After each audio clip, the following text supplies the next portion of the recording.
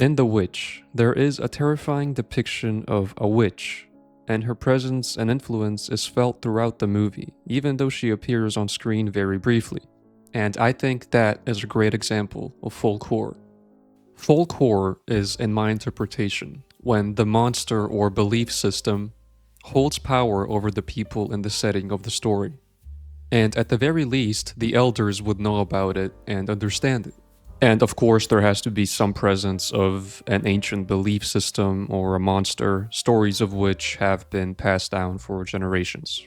Unlike cosmic horror, which I talk about a lot on this channel, I think folk horror is supposed to be comprehensible. The entities in these stories have tangible rules and powers, and unless you violate them, you're probably safe. So let's take a look at some great depictions of folk horror in movies. Before we begin, just know that I will be spoiling every title, and with that being said, let's get started. The first movie on our list is The Witch by Robert Eggers. Set in 1630s New England, it follows a Puritan family cast out of their village and left to survive alone near a dense, shadowed forest. Their crops fail, their food spoils, and something about the land feels wrong from the beginning, despite them being pretty confident that this was the place to make the base. And that very forest that they settled next to also happens to be the home of an evil and powerful witch, the essential monster of any folklore. The witch feels omnipresent in the area. She gets very little screen time, but it feels like she's always there. There are shots of just the forest, and you can feel that something is wrong inside it. Then, when the dad and son go hunting, they run into a strangely ominous rabbit that might well enough be the witch herself. Even the children in the movie know about the stories. They've grown up hearing them. Stories full of devils, witches, and women who signed the devil's book. The younger twins especially seem obsessed with it. They sing songs about their mysterious goat, Black Phillip, claiming he speaks to them. They accuse their older sister of being a witch just for fun. Or maybe not just for fun. They're playful, but there's something off about it. Like they're too comfortable with the idea. Like they understand a little more than they should. And the movie gives us a few different depictions of witches, all in beautiful shots. First, there is the old evil hag, which I believe is the witch's true form. She lives in a small dark hut and makes paste out of babies, which enables her to fly. And even this flying looks pretty scary with the moon in the background, like something very wrong is happening here. She is also able to change a goat's milk to blood. In another moment, she appears as a young woman, emerging from the trees to lure the family's son. As she reaches out to touch him, her hand changes, revealing the cracked skin beneath the disguise. When the son returns, he's acting really weird. He vomits a whole apple and speaks in a trance, saying something between worship and terror. By the end, Thomasin is the last one alive. She's been accused, abandoned, and broken. With nowhere else to go, she gives in. She speaks to Black Phillip, who really was more than just a goat, and signs the devil's book. The final scene shows her walking naked into the woods for a witch's sabbath, where a coven of witches is waiting for her. And I don't know where the other witches came from. Maybe they each live in a different part of the forest and meet up once a month or something. In any case, The Witch is one of those movies that I can say with 100% certainty is a great depiction of folk horror, which is why it was first on my list.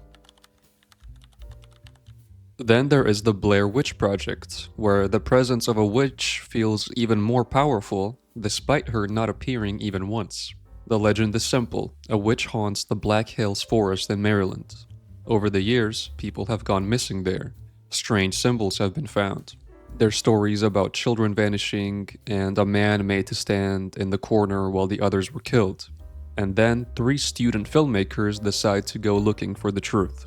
They film everything that happens, confident it'll be nothing more than creepy stories and local folklore.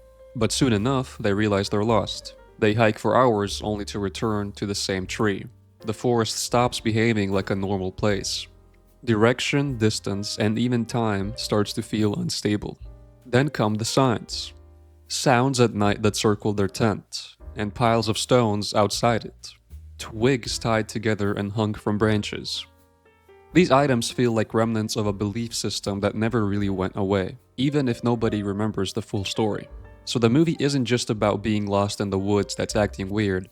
It's about trespassing into something older, something sacred in a way that doesn't care whether or not you believe. So something in the forest is pulling the group apart. It never speaks or shows itself, but its presence is felt the way the woods behave around them. One of the characters begins hearing voices of their missing friend, calling from somewhere deep inside the trees. Eventually, they find a decaying house in the middle of nowhere. Inside, they explore, disoriented and panicked. One descends into the basement, and in the final shot, he's standing there silently in the corner, just like the old story said, and the camera drops to the floor with a scream. This movie isn't too eventful, and we're not even fully sure that there is a witch in the area, but there is definitely enough weird things happening to allow her existence to make sense. Much more sense than if it was just somebody messing with the group.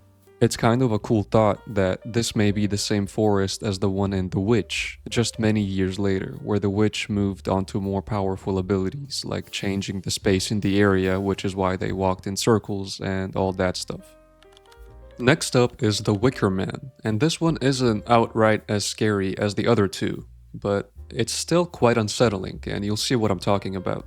In this movie, a police officer goes to a remote island to investigate the case of a missing girl. And this island turns out to be a place where truly bizarre things happen. People eat frogs, corpses turn into rabbits, and everybody walks around naked. Even in the school, they learn about very strange topics.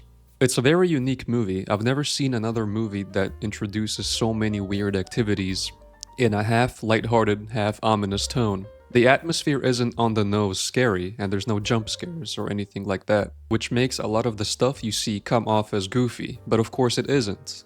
These are very twisted and grim things, like when they exhume the body of the missing girl and find a dead hare instead.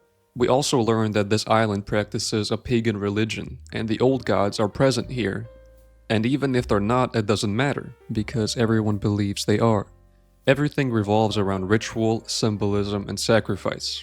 The people on the island live in harmony with nature, but there's an unsettling feeling that this harmony comes at a cost. Their songs, dances, and celebrations feel cheerful on the surface, but they're all deeply rooted in this belief system, one that sees human life as just another offering to ensure that the land remains fertile. The logic behind the pagan religion of this place is explained in one scene, and it's called parthenogenesis, which is reproduction without a partner, which is a real thing, just probably not in the context they're talking about. The grandpa of the leader of the island came here and brought all kinds of new fruits and returned paganism to the people. The police officer finds himself increasingly disturbed as he realizes that nobody here actually cares about the missing girl. They treat him like an outsider, answering questions with riddles and misdirections. And it starts to feel like the entire community is playing a part in some larger hidden performance to prank this guy. And that's exactly what turns out to be the case. The mystery is no longer about the girl, but about what's really going on in this place. The climax is the May Day festival. The main cast are a man-horse, a man-woman, and a man-fool. There are also 6 swordsmen and a bunch of humans with animal masks. And what's supposed to happen, at least in the olden days, is that the swordsman would sacrifice one person to the gods so that the crops would be bountiful, and they would pick that person at random. Eventually, it becomes very clear that the officer has been brought here for a reason, and by the time he realizes it, it's too late for him. And the ending of this movie might just be one of the worst things that can happen to somebody. And it turns out that this whole thing was orchestrated, and they made this exact cop come here so they can sacrifice him so their crops would improve. So he gets trapped inside a wicker man with animals, and he's burned alive, having to listen to the animals scream along with him in his last moments. Very grim ending, but I'm quite a fan of those, so I loved it. I love how simple it is, no extra twists or anything unnecessary, just a really dark but expected ending. The ritual opens with 4 friends going on a hiking trip to Sweden, which was supposed to be in memory of their friend, who died in a robbery. One of the guys could have stepped in and helped, but he didn't, and that guilt hangs over the whole movie. You can tell he's stuck. He's the only one who sees their dead friend in the trees, or walks into a room and suddenly finds himself back in the store. So already the forest is messing with them, personalizing the horror. Then they go off the trail. The first real sign that something is wrong is when they find this huge elk or deer gutted and hanging from the trees like a warning. Then they find this old rotted cabin and decide to sleep there. Upstairs is this wooden effigy, human shaped, no face, with antlers, and it's clear something was meant to be worshipped. But they just kind of ignore it and go to bed like that was normal. Next morning, they all wake up freaked out. One of them is sleepwalking, one of them is naked, praying to that statue. One of them wet himself, and none of them will admit that happened. The forest gets inside your head, but everybody wants to ignore it because it's too weird to be real. The more they try to escape, the more the forest rearranges itself. Eventually, they find a group of people who live out there, worshippers, and this is where the folk horror side shows up. These people are part of an old cult tied to Norse mythology, and they worship a creature that lives in the forest. Not just some animal or demon, but something of a god. It's called a Jotun, descended from Loki, and it gives them immortality in exchange for their loyalty. They offer sacrifices to it, and in return, they don't age, but they're stuck in the forest forever, praying to something that doesn't really like them. And this thing looks incredibly cool. It's massive, walking on 4 legs, with what looks like a twisted human torso and arms where the face should be. Every time you get a better look at it, it gets worse. And the fact that it demands worship makes it scarier. It doesn't want to kill you, it wants you to kneel to it. And if you don't, it will make you. By the end, the main guy finally stands up to it. Not by killing it, because you can't, but just by refusing to bow down. And for some reason it works. The monster lets him go. And this is what I meant in the intro when I said that if you follow the rules of these monsters, you might be fine, such is the case of this movie. I watched Onibaba because I saw it in some lists as folk horror. And I was nearly finished with the movie, and I wasn't even entirely sure if it can be classified as folk horror. It really only talked about folk horror in terms of demon punishing you and stuff like that. Like it only referenced that stuff, instead of actually being it. Then I got to the last 10 minutes, and surprisingly it all came together. Before the movie even starts, we get the definition of Onibaba. It's an old demon woman, which is important for later. The story is set in feudal Japan, during a time of war and famine, where 2 women, an older mother and her daughter-in-law, survived by killing lost samurai and selling their armor for food. There are pretty much only 3 characters and a sea of tall grass for an hour and 40 minutes. It actually reminded me of The Witch, of how the still shots of the grass swaying in the wind manage to be spooky because there's nothing else. A wandering man comes home from war, and the desire for him starts to rot the dynamic between the 2 women. He of course prefers the younger girl, and the old lady wants to stop this relationship because it's wrong and she will go to hell and the demons will get her. But the real reason, I think, is because the old lady was jealous. One day, a mysterious samurai with a strange mask comes in looking for directions. And the old lady says sure, but then she pranks him and makes him fall into a demonic pit so she can steal his loot. She takes his mask and uses it to scare the other girl and stop her from sneaking off to the guy. And at first I thought this was a real demon that appeared, but no, it was the mom. Although I don't know how she managed to float. But eventually the mask fuses to her face and she can't take it off. And suddenly, the folk horror aspect creeps in. Based on a real Buddhist fable about vanity and punishment. So by messing with the girl, the old lady became Onibaba and cursed herself. It's a twist that turns the whole story from a bleak survival drama into something just a little too supernatural compared to what we saw so far. And because we saw nothing supernatural for pretty much the whole movie, it makes the ending that much more impactful. Pumpkinhead is a pretty straightforward monster slasher from the 80s, but it stands out, especially now, for how beautiful and eerie it looks. It doesn't hide the monster or build tension through subtlety. It puts the creature right in front of you. The whole movie looks like a dark fairy tale. There is fog in nearly every scene, and the lighting is clearly artificial and not meant to look natural. But it looks so cool, almost like a theater set or something. And the setting is amazing too. It's in this isolated Appalachian town, but as the movie goes on, it's like you go back in time.